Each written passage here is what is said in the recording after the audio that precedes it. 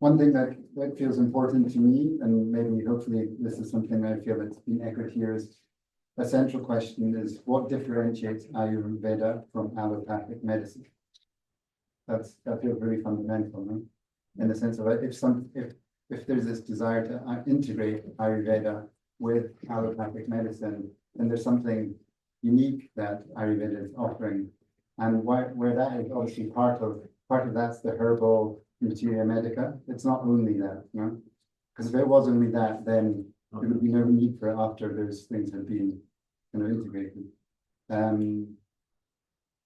Yeah, so I think that's perhaps already obvious to many of you. And I think an extension of that,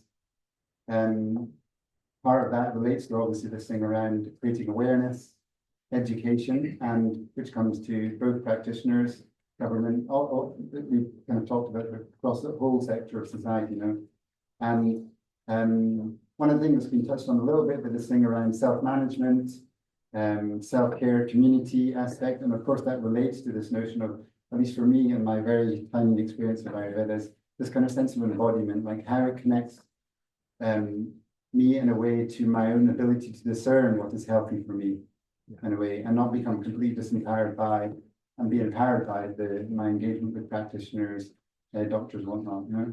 And that's something that I personally feel that's very lacking in allopathic medicine, where one becomes very dependent on the doctor, in a sense. So it can be in terms of like diet, you know, oh, I have a sense of like I'm desiring something sour. That's telling me something that's going on in my body that I need. That's not something that I ever learned through my education in the UK or allopathic medicine. That's different, right? And I think we can turn these things into technological instruments that can be helpful, but that if we only do that, that is not necessarily, in my view, offering something different. It is in a sense, you're adding in new materials, you're adding new technological and pharmaceutical interventions, but there's also something then the uniqueness maybe of the philosophy of Ayurveda is then lost. So for me, that feels really important on kind of multiple levels in terms of education, awareness, the relationship between practitioner and the public, whatnot. No? Okay, so then I'll just give a few kind of practical things, kind of maybe building on that. So there are many different words for talking about this: interests, needs, demand, awareness, maybe.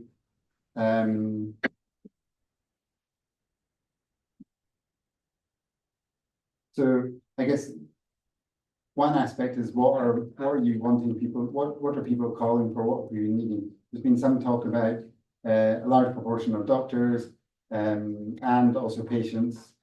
People draw on herbal medicines, Ayurveda, yoga, meditation. That's obviously about physical and mental health, but it's not only about those things. It has a social element, has a spiritual element, maybe even an ecological element. That is something that is very much embedded in Ayurvedic philosophy. In biomedicine, it's, you know, emerges through adding on all these other things like planetary health and something like that, but it's not something that's necessarily present in mind when one is going for a medical appointment. No? Yeah.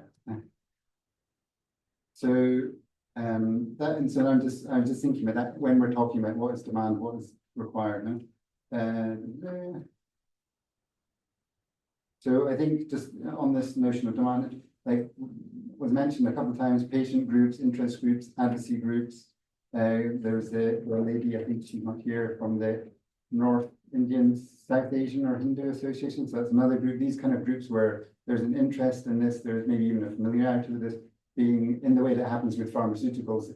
You know, there's a rare disease, they create a group interest around it, that creates a group, that's a group that's representing a demand. No? So that's a point of advocacy. Perhaps in terms of pharmaceuticals, but also for education. Also, there's probably and could be bodies of research done on the uses of these things already in the UK and the desires for these things, you know, or that becomes another kind of layer of evidence to contribute to their interests.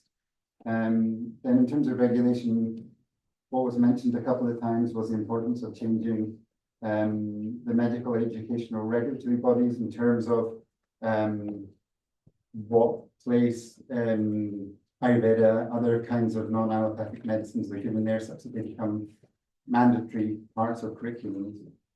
And to what degree that is obviously up to debate now, but I'm just listening, so I'm not saying I've seen research.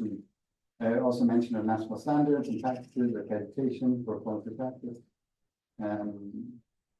Importance of addressing this notion of the GMP and what that means, how other countries, including India, relate in relation to herbal medicines and synthetics. I just mentioned this thing around educational curriculum. You also mentioned that.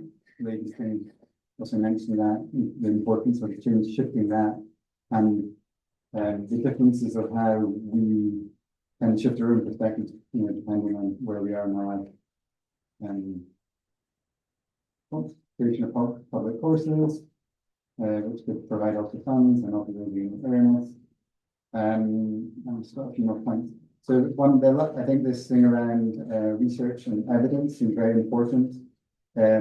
What is constituted as evidence and what people value as evidence is really fundamental in a lot of this debate. There's a whole, I guess, colonial history about what kinds of evidence we seek and are needed to prove the validity of particular kinds of health practices.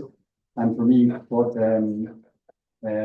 Dr. Merlin Wilcox talked about in terms of prejudice-based medicine really caught me that back in terms of quite a very nice play on words in a sense, but it also, I think, cuts really deep in the sense of, for me, that notion of prejudice seems to kind of map onto historical assumptions of why one medicine gets called traditional and another gets called modern and contemporary.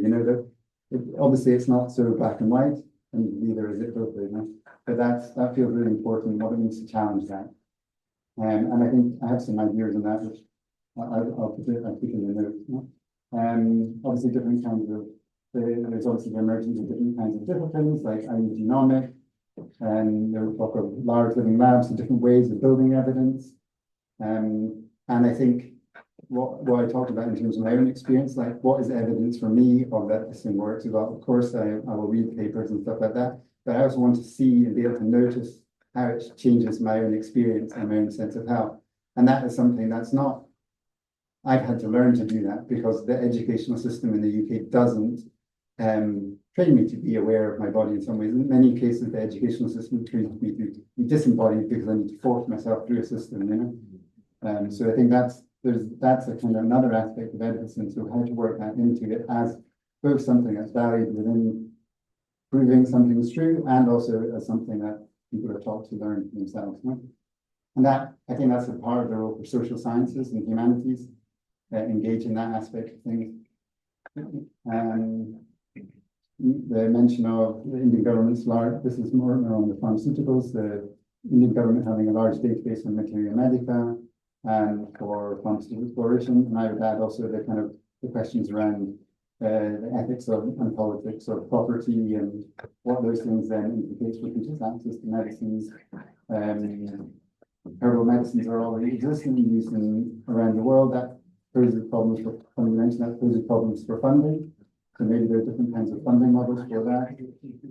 Wellness centers, that could also involve food and yoga and meditation as places where people can access that are not maybe under GP settings.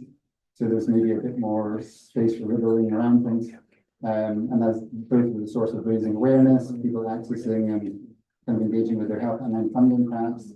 And then all the different kind of sources of funding that was mentioned. So that's what I have here. Okay. Thank you very much.